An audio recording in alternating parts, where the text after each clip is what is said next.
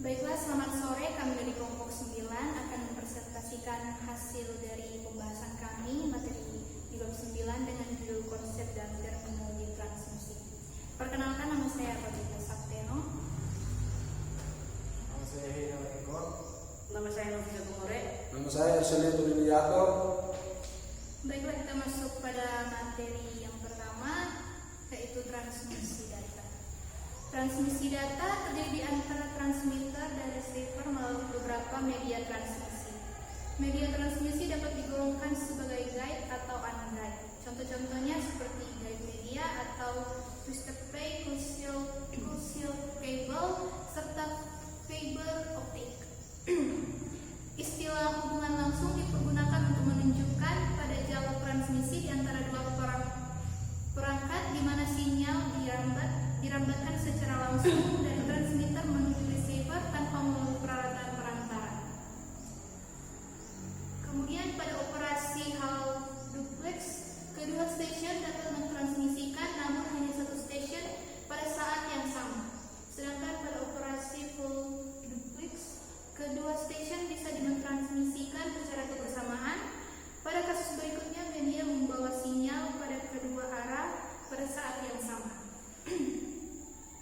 Bila dipandang sebagai suatu fungsi waktu, sebuah sinyal elektromagnetik dapat berupa sinyal analog atau digital. Sinyal analog yang adalah sinyal di mana intensitasnya berubah-ubah dalam bentuk halus sepanjang waktu. Sedangkan sinyal digital adalah sinyal di mana intensitasnya mempertahankan level yang konstan selama beberapa periode waktu dan kemudian berubah ke level konstan yang lain. Gelombang sinus adalah sinyal periodik yang fundamental. Suatu gelombang sinus semu digambarkan oleh 3 parameter. Puncak amplitudo adalah nilai tertinggi atau kekuatan sinyal setiap waktu. Biasanya nilai ini diukur dalam volt.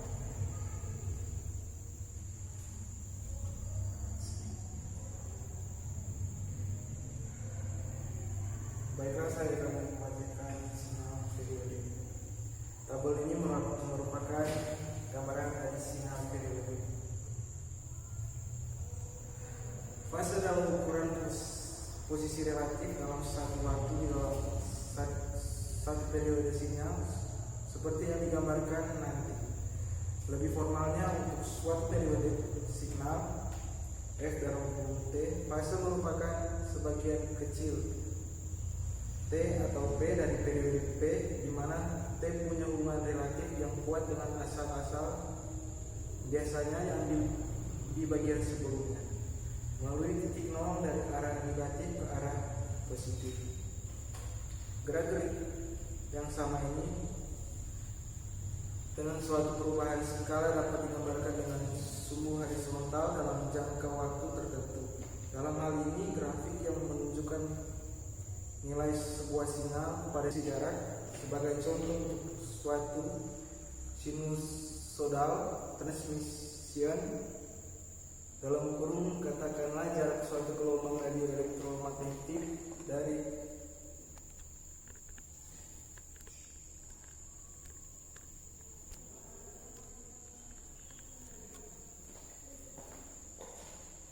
antena radio atau jarak dari loudspeaker. Dalam waktu tertentu, intensitas sinyal bervariasi dalam jalan sinusoidal sebagai fungsi jarak dari sumber. Terdapat 2 keterkaitan sederhana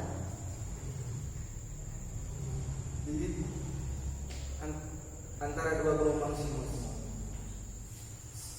Satu dalam hal waktu dan lainnya dalam hal jarak yang menentukan panjang gelombang dalam kurung wavelength dari suatu sinyal saat jarak ditempati oleh suatu putaran tunggal, atau menggunakan cara lain, jarak di antara 2 titik dari fase yang berhubungan dari 2 putaran yang berurutan. Baik, berikutnya di sini ada contoh gambar gelombang sinus. Pada kenyataannya, sebuah sinyal elektromagnetik dibentuk dari beberapa frekuensi.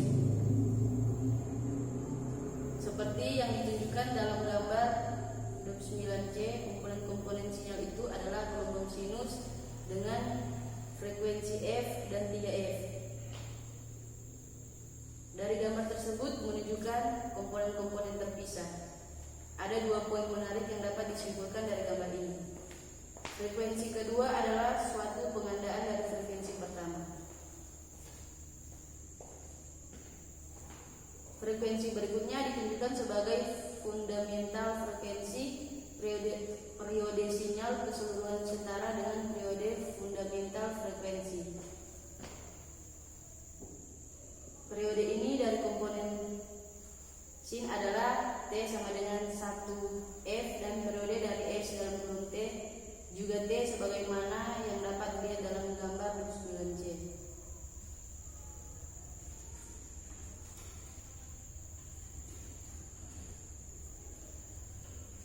Yang berikut, spektrum sebuah sinyal adalah rentang frekuensi di mana spektrum berada untuk sinyal pada gambar 29C. Spektrum memanjang mulai dari F ke 3F. Bandwidth mutlak dari suatu sinyal adalah lebar spektrum dalam kasus seperti dalam gambar 30C. Bandwidthnya adalah 2F. Istilah untuk menentukan adalah DC komponen. Bila semua sinyal mencakup sebuah komponen zero frekuensi, komponen tersebut merupakan suatu direct current atau DC atau komponen konstan. Hal terpenting di sini adalah meskipun bentuk gelombang tertentu berisi frekuensi sepanjang jarak yang sangat panjang, sebagaimana hal-hal praktis yang berkaitan dengan berbagai sistem transmisi yang dipergunakan akan mampu untuk mengakomodasikan hanya satu frekuensi band terbatas. Hal ini sebaiknya mengatasi data rate yang dapat dibawa sepanjang media transmisi.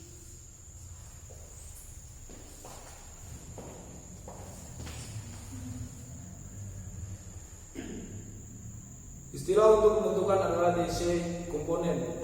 Bila sebuah sinyal mencakup sebuah komponen zero frekuensi, komponen tersebut merupakan suatu direct current atau komponen konstan. Sebagai contoh, gambar 31 menunjukkan hasil penambahan suatu DC komponen ke sinyal dalam gambar 30C.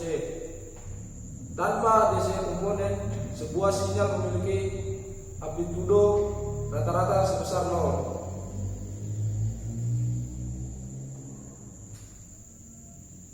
Gambar 31 sinyal dengan DC komponen.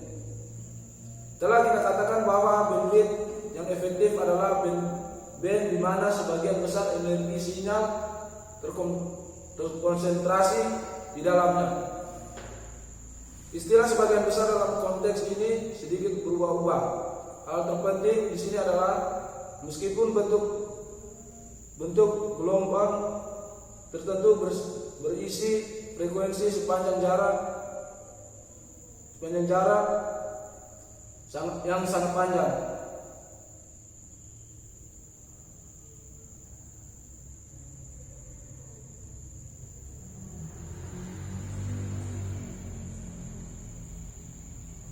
Jadi keterkaitan langsung antara data rate dengan bandwidth, yaitu semakin tinggi data rate sebuah sinyal, semakin besar pula bandwidth efektifnya. Dipandang dengan cara lain, semakin besar bandwidth sebuah sistem transmisi, maka akan semakin tinggi data rate yang bisa ditransmisikan melalui sistem tersebut. Observasi yang pantas diberikan bila kita mengingat tentang bandwidth suatu sinyal saat ditempatkan di tengah-tengah, kira-kira berapa frekuensi. Ditunjukkan sebagai frekuensi pusat, maka semakin tinggi frekuensi pusat, semakin tinggi pula kekuatan bandwidth dan berarti pula semakin tinggi data rate potensialnya. Sebagai contoh, bila suatu sinyal ditempatkan di tengah-tengah pada 2 MHz, maka maksimum bandwidthnya sebesar 4 MHz. Baiklah, itu adalah hasil dari presentasi